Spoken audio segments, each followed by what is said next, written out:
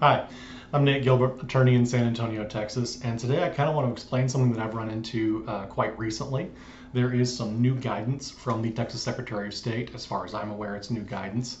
But essentially, what they have said now is that a trust cannot be a manager or managing member of an LLC in Texas. Now, there are going to be several attorneys or several other folks that have worked in this area for a long time either comment on this video or call me directly and say that I'm absolutely full of it, there's no way this is right, and they've been doing it this way for years, blah, blah, blah, blah, blah. That's fine. I get it. I understand it. If you go on the Secretary of State website and you search for trusts as entities or trusts as managers or managing members of those entities, you're going to find them. There are thousands of them listed like that. I've filed them where they are listed as managers or managing members of those entities. So I know that previously this was allowed. Unfortunately, under some new guidance that the Secretary of State has now issued, they will no longer, as I have said in an email directly from staff attorneys at the Secretary of State's office, they will no longer be allowing certificates of formation to be filed if the manager of the LLC or the managing member of the LLC is listed as a revocable trust, an irrevocable trust, or a living trust. If those words are in there, they will not allow that. They will reject it on the basis that the trust cannot be a manager or a managing member. Now, like I said, this flies in the face of all kinds of precedent, all kinds of history with the Secretary of State.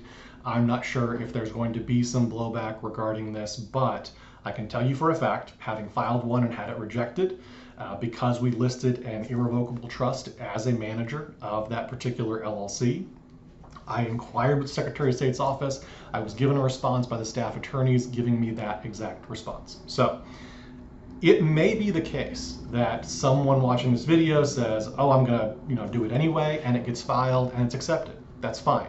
As I tell my clients, when you're working with the Secretary of State's office, whatever you file kind of comes down to whatever clerk is looking at the certificate of formation, certificate of amendment, whatever it is that you're filing. It always comes down to that particular individual that's reviewing it at the time. If they miss it, or if they don't know the new guidance, or they just let it by because they don't believe in the new guidance, whatever it is, it always comes down to that. So if you get something filed after you watch this video and you say, well, I got it filed, I have a trust as a manager and there was never a problem whatsoever, that's great. I'm really happy for you. All I'm doing is I'm relaying the new guidance that I got. Now, in the face of this, there are a few different options you have if you want to have a trust as the member of the LLC. You can still have a trust as a member of your LLC, but if you are a manager-managed LLC, you need to list something different as the manager. So how can you do that? Well, a manager is not required to be a member of the LLC. So if I have the Nate Gilbert Revocable Trust as a member of Nate Gilbert Properties LLC, I can still be the manager of that in my individual capacity. So I could be Nate Gilbert individually, the manager of Nate Gilbert Properties LLC, and that LLC is still held in quote unquote inside the trust by having the member be the Nate Gilbert Revocable Trust. So that's fine. You can do it that way. What some of my other clients are doing is we are creating Wyoming LLCs, the truly anonymous or private Wyoming LLC that we can then use as the manager of the LLC that we are filing in Texas. Again, the manager of the LLC is not required to be a member. It's not required to be an individual. It can be that individual Wyoming LLC that we get formed and use it as the manager of our Texas LLC. The third way that we can kind of get around this idea of not having the trust as a manager is if you still want to list the trust as a manager, you can do that, but we need to remove the words revocable, irrevocable, or living. The Secretary of State's office, they say that they are going to reject it if they see those three words, essentially. Any of those three words individually on a trust is going to get a rejection. But because they still believe that a real estate investment trust or a out-of-state business trust could do those things, the REIT or the business trust could still be a manager. So if it doesn't say revocable, irrevocable, or living in the trust name, there is a chance that that can be listed as a manager and accepted by the Secretary of State. Now, again, it's going to come down to the actual clerk that you have that's filing that certificate of formation.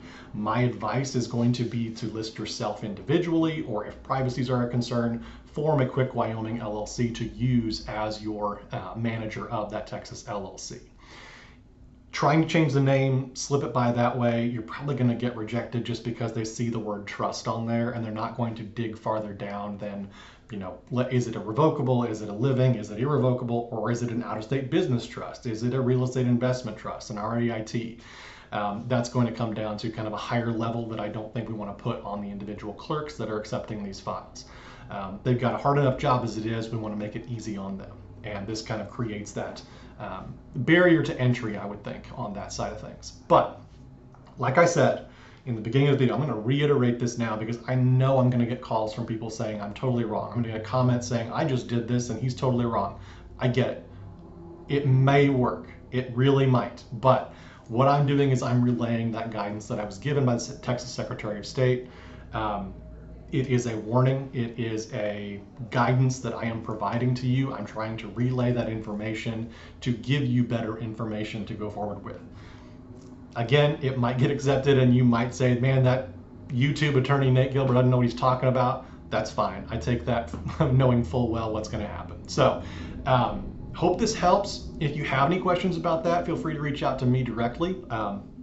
Or talk with your attorney and try to get in touch with Secretary of State, see what they say about your individual issues.